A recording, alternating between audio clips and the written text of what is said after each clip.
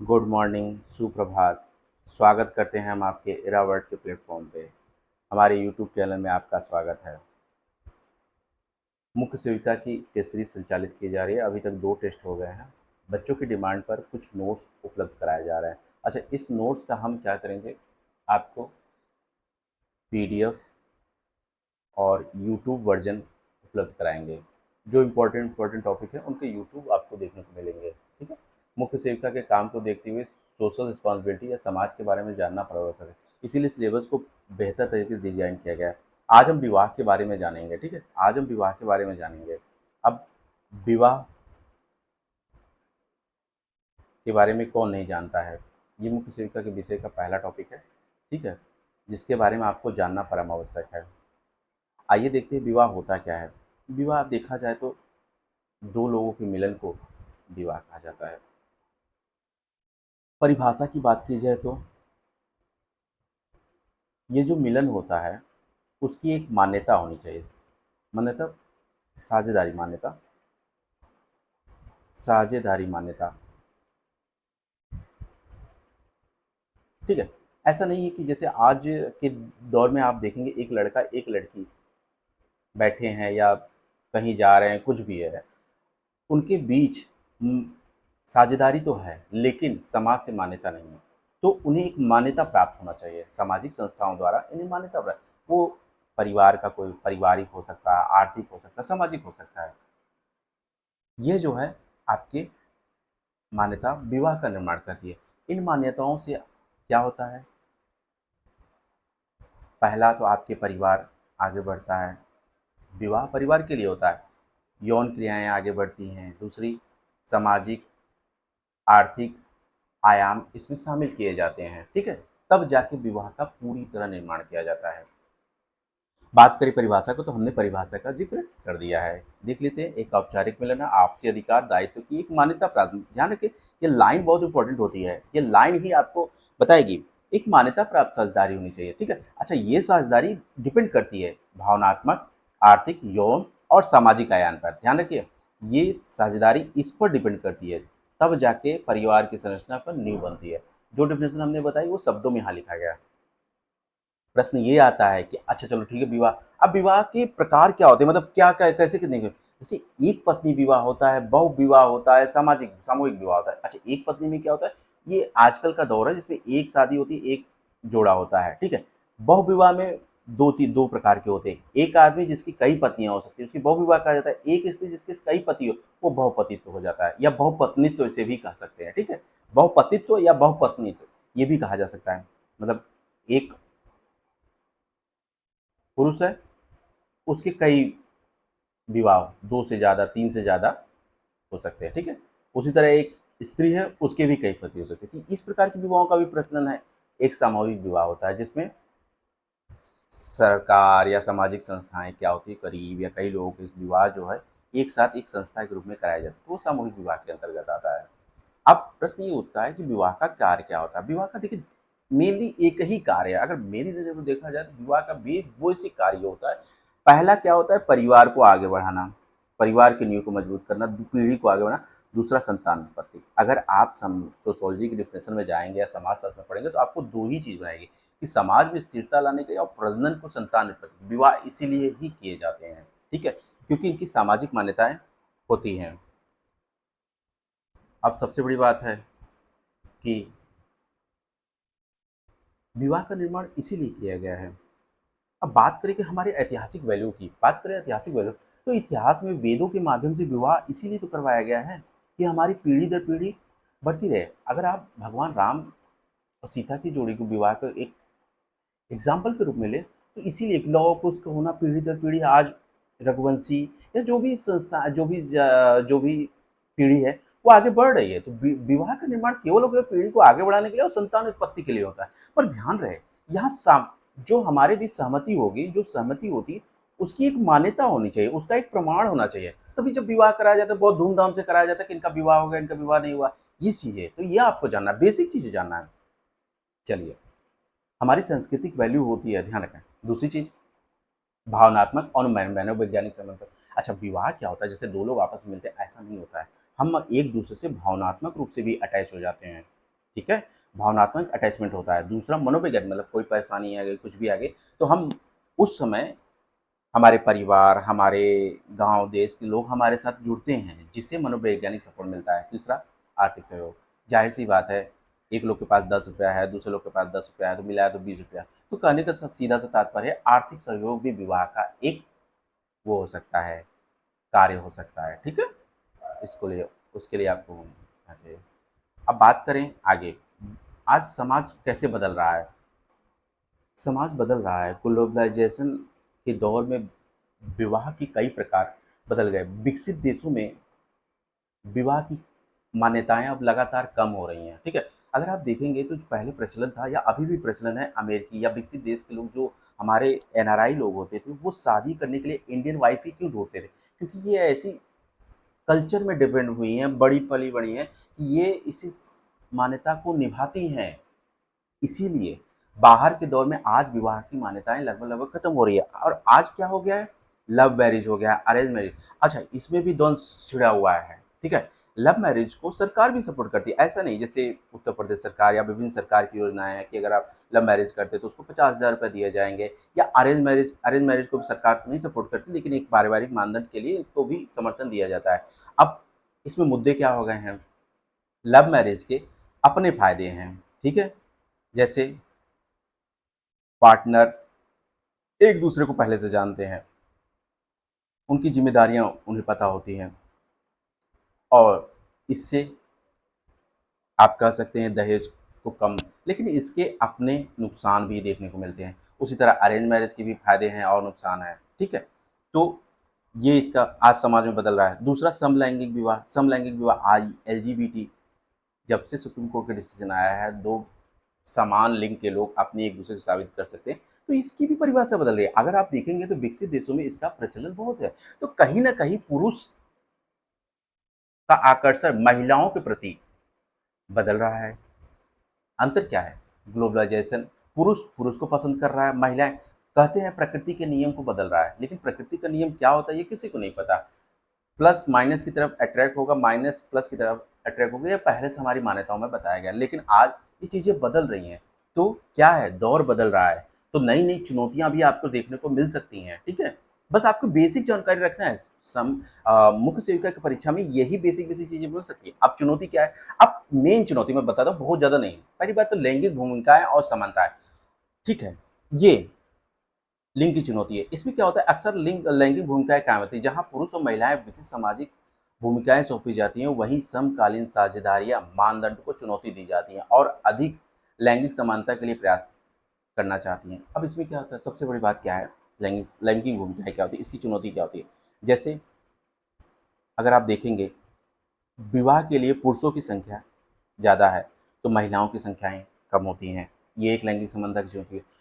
विवाह के लिए लड़की 18 वर्ष नहीं हुई, बाल विवाह को फ़ोर्स कर दिया जाता है, या विवाह के लिए पुरुष या महिलाएँ काफ़ी दिन इंतज़ार करते हैं, तो 40 के पार या 50 के पार, तो ये लैंगिक असमानताएँ के बीच आ जाती हैं, ठीक है?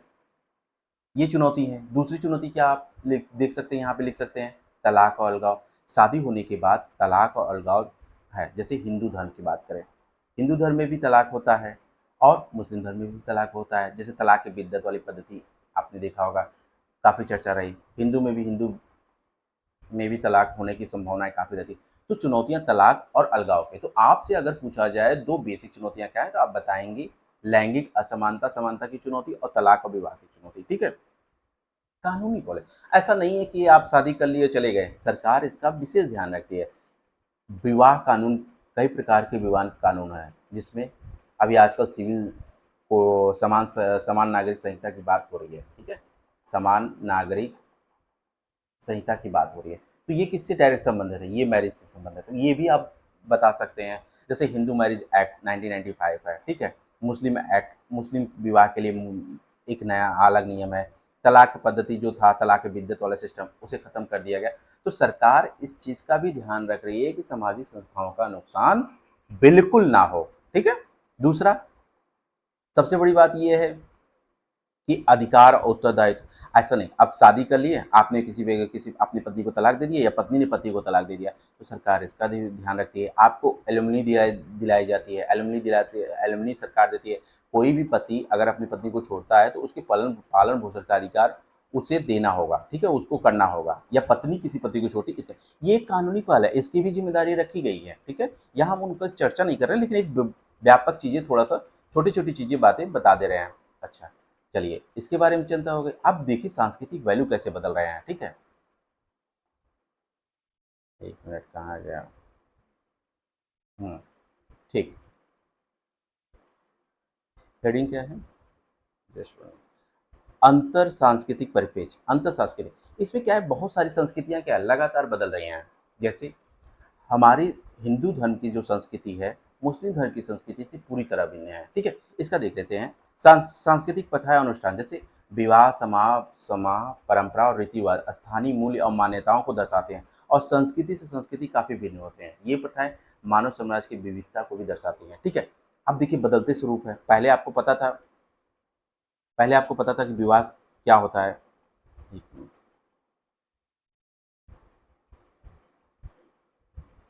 ठीक, हाँ, आ गया था, ठीक है, ठीक है। अब सांस्कृतिक परिपेक्ष की बात करें, सांस्कृतिक वैल्यू की बात करें, विवाह करती हैं, जैसे अंतरजातीय विवाह होती हैं, हिंदू-मुस्लिम विवाह हो जाती हैं या हिंदू-ईसाई विवाह हो जाते हैं, मुस्लिम-ईसाई विवाह, तो ये क्या आती हैं, संस्कृति को समृद्ध बनाने का भी प्रयास करती हैं, ठीक है? तो कहने का मतलब ये है कि संस्कृति पर इसका क्या असर पड़ता है? संस्कृति का इसका असर ये पड़ता है कि यदि ऐसे वैल्यू होते हैं, तो इससे समाज में स्थिरता बनने की संभावना ज़्यादा रहती है। दूसरा क्या है, पारंपरिक बना आधुनिक दृष्टिकोण। अब पहले परंपरा जो होती थी, शादी की जो पहली परंपरा होती थी, वो क्या थी? वो एक अलग प्रकार की हुआ करती थी, पर आधुनिक में आज एक अलग प्रकार की हुआ करती है। जैसे पहले जो बारात जाती थी, कहते हैं शादी के पहले जो बारात जाती थी वो 3-3 दिन तक टिकी रहती थी। आज के दौर में लोग जाते हैं, खाना खाते निकल जाते हैं। तो ये भी दृष्टिकोण बदल रहा है। अब सबसे बड़ी बात है, कुछ ऐसे मुद्दे हैं जो आज चर्चा में बन गए, जैसे विवाह बनाम सहवास। सहवास को हम लिविंग रिलेशनशिप भी कह सकते हैं। लिविंग रिलेशन, इंग्लिश में इसको लिविंग रिलेशनशिप कहते हैं। जैसे अगर आप देखेंगे, आज कल्चर बढ़ा हुआ है।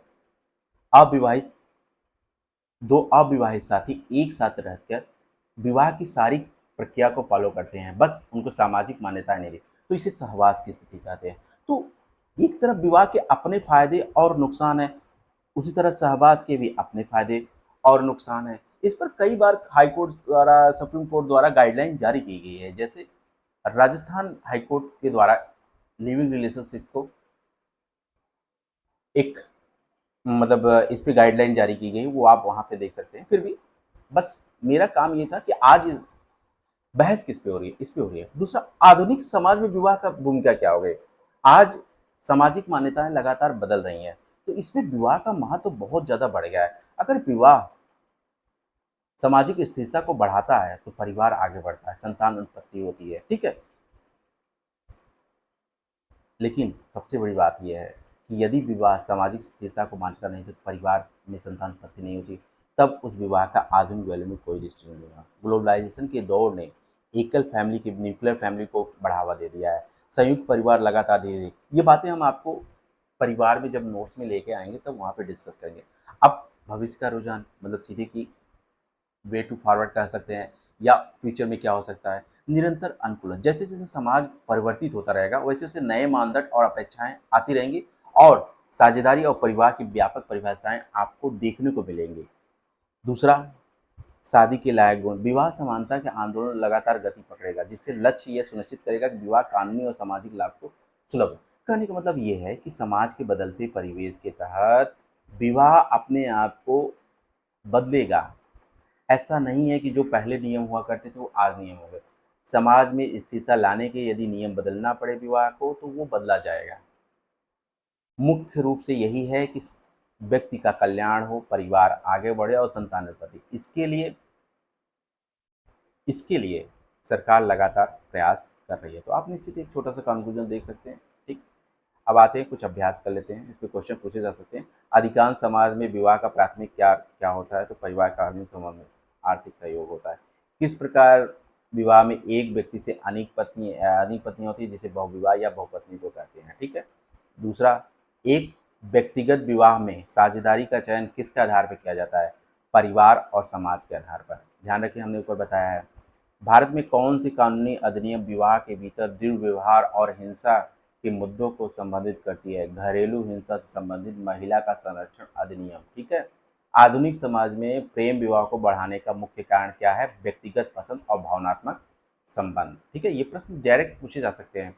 कौन सी अवधारणा पारंपरिक लिंग भूमिकाओं को चुनौती देती हैं और परिवार के भीतर जिम्मेदारियों के अधिक न्याय संगत वितरण को प्रोत्साहित करती हैं? तो लैंगिक समानता। ध्यान रखिए, ये चुनौती हमने आपको बताई थी, एक लैंगिक चुनौती सबसे बड़ी है। ठीक है, इसे याद रखिएगा, ये प्रश्न जरूर पूछेगा। विवाह से अगर प्रश्न आए तो इस चुनौती में ये जरूर डालिएगा। विवाह के किस प्रकार में कई पुरुष और महिलाएं सामुदायिक विवाह इकाई बनाते हैं? सामूहिक विवाह में। सामूहिक विवाह हमने आपको पढ़ाया ऊपर, ये उससे प्रश्न है। ठीक है। 8वां प्रश्न है, भारत में कौन सा अधिनियम विभिन्न धार्मिक पृष्ठभूमि व्यक्तियों को एक ही धर्म में प्रवर्तित किए बिना विवाह बनाने की अनुमति देते? तो ये विशेष विवाह अधिनियम के तहत होता है। ठीक है। दूसरा, कई समाजों में दहेज प्रथा से जुड़ी प्रमुख चुनौती क्या है? दुल्हन के परिवार पर वित्तीय बोझ। दहेज प्रथा जो होती है दुल्हन के परिवार पर वित्तीय बोझ की चुनौती है। सहवास विवाह किस प्रकार से विवाह? सहवास विवाह साथी सहवास विवाह में क्या होता है? अविवाहित साथी एक साथ रहते हैं, जबकि विवाह में एक औपचारिक मिलन होता है। तो लिविंग रिलेशनशिप की बात यहाँ की है। हमने विवाह के सारे टॉपिक के लगभग लगभग आपको यहाँ डिस्कस कर दिए हैं, कुछ क्वेश्चन डिस्कस कर दिए हैं। हम आशा करते हैं कि आपको हमारा प्रयास ये पसंद आएगा। ध्यान रखिएगा, विवाह, परिवार, ये सारे टॉपिक सोसाइटी से हैं। आपको डिस्कशन के माध्यम से, लेक्चर के माध्यम से ये पूरा समझ में आएगा और हमें लगभग पता है कि इससे प्रश्न पूछने की संख्या ज़्यादा होगी। तो बस एक बेसिक समझ डेवलप करिए और बहुत ज़्यादा प्रोफेसर बनने गए, रिसर्च इस पे करने की कोई आवश्यकता नहीं।